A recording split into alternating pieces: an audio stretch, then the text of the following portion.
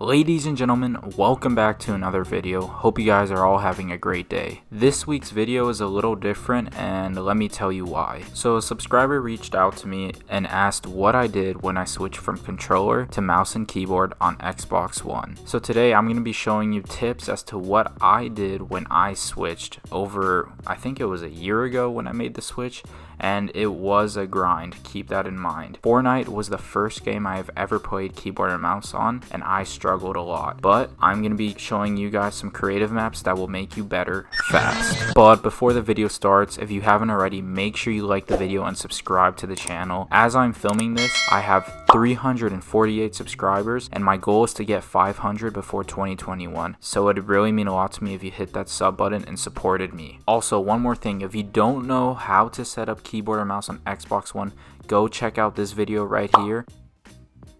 And if you already know, then let's get right into the video. But before we get into any creative maps, let me make sure you got the best settings possible.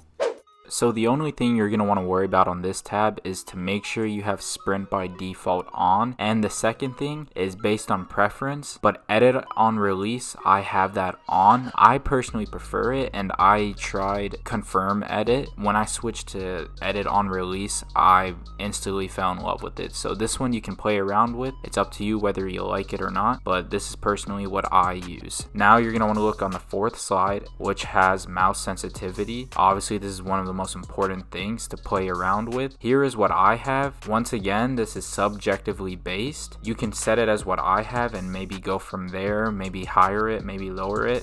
I also have my mouse DPI set at 1600, so if you also want to do that to be more aligned with my settings, feel free to. But once again, the more you play, the more you'll see whether or not you need to lower your sensitivity or make it even higher. Also, if you haven't done this already, make sure you have sound effects at 100% so you could hear those footsteps. Now on the 7th tab is where your keybinds are going to be at. I'm going to go down slow, so as you can see I have crouch as left as shift.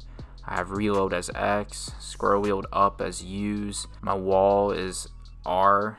I don't know why I have T there, that's kind of weird. My floor, one of my side mouse buttons, and so is my roof, and my stairs is Q, trap is F. You guys can pause whenever to make sure you got those down. Also, the most important thing when you switch to keyboard and mouse is make sure you have building edit, scroll wheel down, and reset building edit on scroll wheel down. That is the main advantage that mouse and keyboard players have, and you're going to want to make sure you take advantage of that. Also, feel free to pause to look at the less important keybinds that I have. Alright, let's now hop right into the first creative map. So the first map is none other than Raiders Edit Practice Map. You're going to want to put in the code right there as shown on the screen and then press accept. Also in each map I show, I'm just going to be showing you guys a few sections that I use to get better. But then again, you can look around and look at each section and see which one can help you the most to get you better fast. The reason why this map is very useful is because it teaches you basic editing skills that you will use in game. As you can see here, I'm going very slow, just getting the motion in. This is what I did when I first began, and then as I got better and faster, I began doing it fast. The downside to this is as you get faster, you're going to start to see the input delay on Xbox One, but it's just something you got to deal with. And then here in this section, this is the most basic edit move you are going to use. As you get better, you can do a top corner edit, maybe do the top, jump over it, just play around with it. Also, what I do is listen to music, and it helps on any of these maps you're going to do. So I also recommend you do that as well. Another reason I like this map as well is that it has this reset edit section. It's great to practice that scroll wheel edit. Trust me, you're going to get the hang of it really fast. The second map I use is Raiders Box Fight Practice Map, and you must be like, Seven, I thought we just did that. Wait, this map is slightly different and it has some sections that Raiders Edit Map does not have. Also, here's the code, so pause if you need time to type this down. As you can see, this map does have some of the same things that the previous map had, but let me show you the things that are different. Here's probably my favorite section of the map, and here as you can see, it's a cone and floor edit. And then I shoot the target, and then as an extra I add a wall to edit, and then you place your stairs, and then you go from there. There are also many other great sections, like here it's the same thing, but then there's a stair in front of you, and you edit in whatever direction that suits you best to get you the best possible angle. And then again, there after every shot I add a wall as an extra. You gotta build up that muscle memory if you want to get better.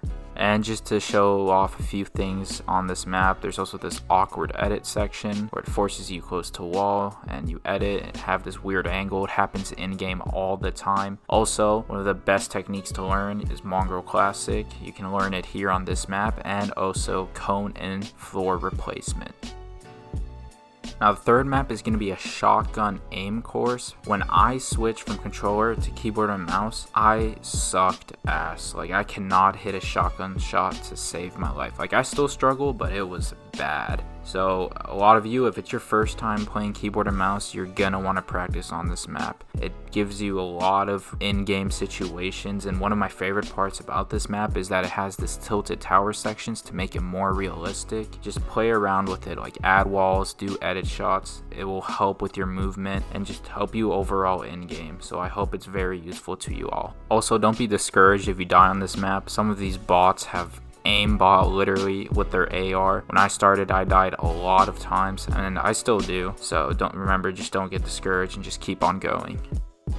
And the fourth and final map is going to be this aim training map. Right here is the code, so pause if you gotta type it down real quick. It has every possible thing you can practice. It's got the Tfue Classic, Tile Frenzy. It's a great way to practice first shot aim. It's got this horizontal section to improve your tracking. It literally has everything possible to improve your aim.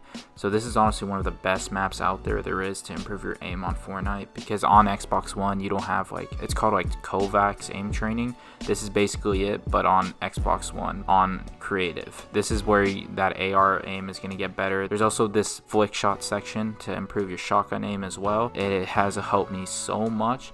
So this is why you should use this map to get better. And the last thing you should do to improve your skills in Fortnite when switching is just free build in your whatever it is you have, your island, your playground, whatever the hell you want to call it. Practice 90s, practice high ground takeovers, rotations, whatever. Just get the hang of it. Double ramp rush. Also, just start slow. Like, you may not be able to do everything I'm doing on screen. It is quite basic. You will learn fast, but just start slow. Just start with a single ramp rush, then a double ramp rush. Then you can do your rotations, whatever. Just do whatever suits you best, and just know it's going to take time to improve, but as long as you put in the work, it's going to happen. Alright, so that is going to conclude this week's video. I hope you guys enjoyed. I hope it was helpful to at least some of you. If it helped you in any way, or if you enjoyed, make sure to like and subscribe. It really helps me a lot. Also, if you haven't already, make sure you go check out last week's video. If you want to see the kind of videos I normally make on my channel, make sure you go check it out. I promise you'll enjoy it, get a good laugh out of it. And if not, I'll see you guys next week. See ya.